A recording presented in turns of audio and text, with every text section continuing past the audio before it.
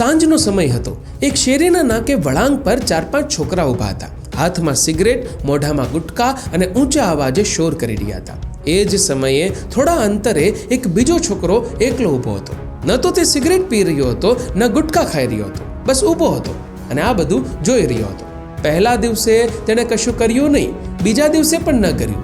ત્રીજા દિવસે પેલા છોકરાઓમાંથી એકે હસતા મોઢે એ એકલા ઊભેલા છોકરાને પોતાની પાસે બોલાવ્યો અને સિગરેટ લંબાવતા કહ્યું, લે એક કશ્માર, જો તને કેટલી મજા આવશે. પેલાએ ના પાડી એટલે બાકીના બધા તેના પર હસ્યા. ચોથા દિવસે એ છોકરાએ સિગરેટ હાથમાં લીધી.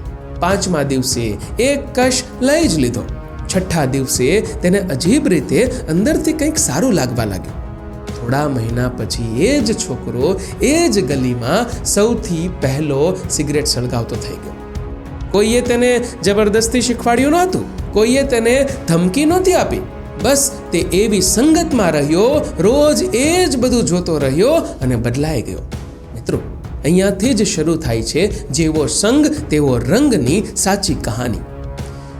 આપણે ઘણીવાર વિચારીએ છીએ કે જ્યાં સુધી આપણે જાતે ખોટું નથી કરતા ત્યાં સુધી કોઈ આપણને બગાડી શકતું નથી. પણ સચ્ચાઈ એ છે કે માણસ વિચારોથી નહીં, આસપાસના વાતાવરણથી બદલાય છે. જે વાતાવરણમાં તમે રોજ બેસો છો એમાંથી જ તમારી આદતો જન્મ લે છે. હવે જરા એ જ છોકરાની એક બીજી કહાની વિચારીએ. માની લો કે એ જ છોકરો સાંજે એવા લોકો સાથે બેસે છે જે રોજ જીમ જાય છે, ભણવાની વાતો કરે છે, પોતાના લક્ષ્યોની ચર્ચા કરે છે. હવે પેલા છોકરાની પેટર્ન તો એ જ રહે છે. પહેલા દિવસે ચૂપ રહેશે, બીજા દિવસે ફક્ત સાંભળશે, ત્રીજા દિવસે પ્રશ્ન પૂછશે અને થોડા મહિના પછી તે પણ એવો જ બનવા લાગશે. એ પણ ભણવાની વાતો કરવા લાગશે, સ્વાસ્થ્યની વાતો કરવા લાગશે. આ બંને કહાનીઓમાં છોકરો એક જ છે, ફરક ફક્ત સંગતનો છે. અહીં એક બહુ કડવી વાત સમજવી પડશે. તમે પોતાને જેટલા મજબૂત માનો છો ને તેટલા તમે હકીકતમાં મજબૂત હોતા નથી. કારણ કે માણસનું મન છે ને એ ધીમે ધીમે ઢળતું જાય છે. દારૂ, ગુટખા, સિગરેટ અથવા કોઈ પણ નશો શરૂઆતમાં તો બહુ ખોટો લાગે છે, પણ જ્યારે 4 લોકો રોજ તમારી સામે પીતા હોય અને ત્યારે 5મા દિવસે તમારું ના કહેવું તમને જ અજીબ લાગવા લાગે છે. અને આ જ સૌથી ખતરનાક વળાંક છે કે જ્યારે આ બધું પછી તમને નોર્મલ લાગવા લાગે છે. હવે આ કહાની અહીંયા પૂરી નથી થતી. એ જ શેરીમાં એક બીજો છોકરો રહેતો હતો. તેના મિત્રો એ જ જૂના હતા, દારૂ, સિગરેટ, આવારગી, અને એ છોકરો પણ એવો જ બની ગયો હતો, નશેડી અને આવારા. પણ એક દિવસ તે બીજા શહેરમાં ચાલ્યો ગયો અને તેણે નોકરી પકડી લીધી.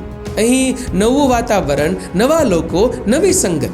અહીંયા કોઈ સિગરેટ આપતું નહોતું. અહીં લોકો વહેલા ઉઠતા હતા, વોકિંગ, જોગિંગ કરતા હતા. અહીં વાત થતી હતી કામની, ભવિષ્યની, પરિવારની. માત્ર 6 મહિના ગયા અને પછી જ્યારે એ પાછો આવ્યો ને તો લોકો બોલ્યા કે તું તો સાવ બદલાઈ ગયો ને. ત્યારે તે હસ્યો અને કહ્યું કે હું નથી બદલાયો, મારી સંગત બદલાઈ છે. મિત્રો, માણસ પાસે 3 વસ્તુઓ હોય છે: સમય, ઊર્જા અને ધ્યાન. જેની સાથે તમે રહો છો એ જ આ ત્રણેય પર કબજો કરી લે છે. જો તમારી સંગત નશેડીઓની હોય તો તમારો સમય, ઊર્જા અને ધ્યાન બધું ત્યાં જ જશે. અને જો તમારી સંગત મહેનતી અને સમજદાર લોકોની હોય તો તમારો સમય, તમારી ઊર્જા અને તમારું ધ્યાન તમને આગળ વધવામાં મદદ કરશે.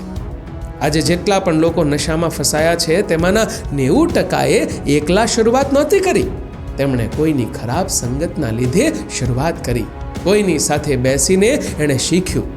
હવે એક બહુ સીધી વાત સમજજો કે જો તમે રોજ 5 મૂર્ખાઓ સાથે રહો છો ને તો તમે 6ઠ્ઠા મૂર્ખ બની જશો. અને જો તમે રોજ 5 સમજદાર લોકો સાથે રહો છો તો તમે 6ઠ્ઠા સમજદાર બની જશો. આમાં કોઈ ભાવુકતા નથી, આ સીધું ગણિત છે. અને પ્રશ્ન હવે એ થાય કે શું દરેક વ્યક્તિ સંગત બદલી શકે છે? હા, પણ એ સહેલું નથી. અહીં સારી સંગતનો અર્થ એ નથી કે બધા સાધુ જેવા જ હોવા જોઈએ.